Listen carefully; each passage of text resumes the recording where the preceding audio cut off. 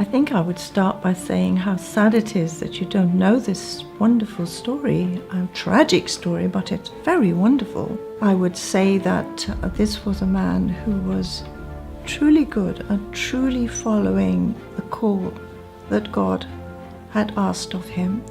The model of Hussain, the model of social justice, the model of advocacy is something that we can find in all faiths, but there's a wonderful illustration in Islam. Hussain is never usually one of the major figures in these dialogues. Often you might have discussions, for instance, of Jesus or of the prophethood of Muhammad. Hussain doesn't figure very often. He was somebody who I think waited quite a number of years before he would even take up leadership, and I think that's something I see in Hussain's life, that he obviously had a sense of duty. Outside of the Islamic traditions, there's very little known about him.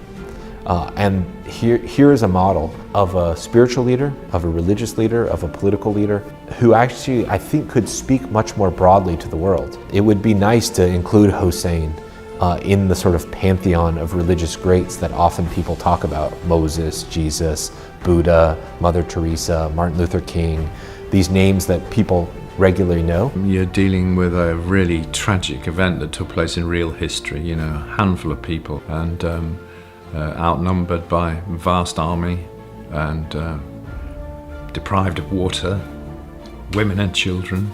So it's a tragic, terrible story. It seems to me that Hussain is a figure that one can identify with because he lived in such a key period in the formation of Islam, the early period of Islam. And what strikes me most of all is the emphasis, if you like, on what we'd call today social justice, this sort of sacrifice, they're trying to better society, and that's what we need. He was killed because he was fighting for justice. He was fighting against the injustice of the world. And I think you see that again and again in our world today.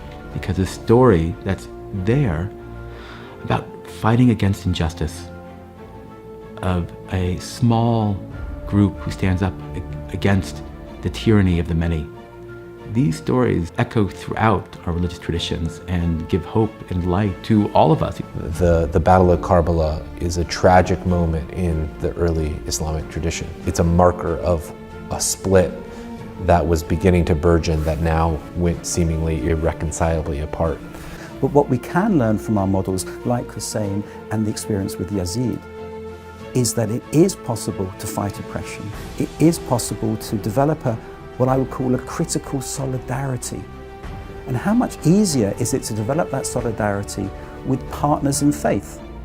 I might not have the same faith as you, but I'm a partner on the same journey as you. And I respect your position, I respect your faith, I respect your claim to truth. All I ask is that you respect mine. And that's what we need to work towards. And that's why I think the model of Hussain is a very important model. In the story of Imam Hussain, in the story of Karbala, where it takes defeat and turns it into something else, turns it into hope. Because there is so much in that story that affects us in today's world, I think. It's speaking to us down the centuries and what is going on in the world today. There's so much in that story. He really is a model for all humankind, really. Imam Hussain goes at the behest of the people. We're with you. We're 10,000 strong. We're mighty. We're there with you. And then in actuality, he is with his family and a few followers all alone.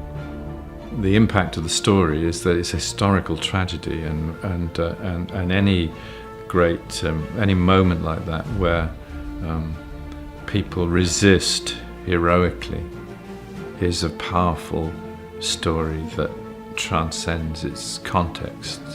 There's one thing that I do repeat in various ways. Kulla yawman Ashura, kulla ardan Karbala.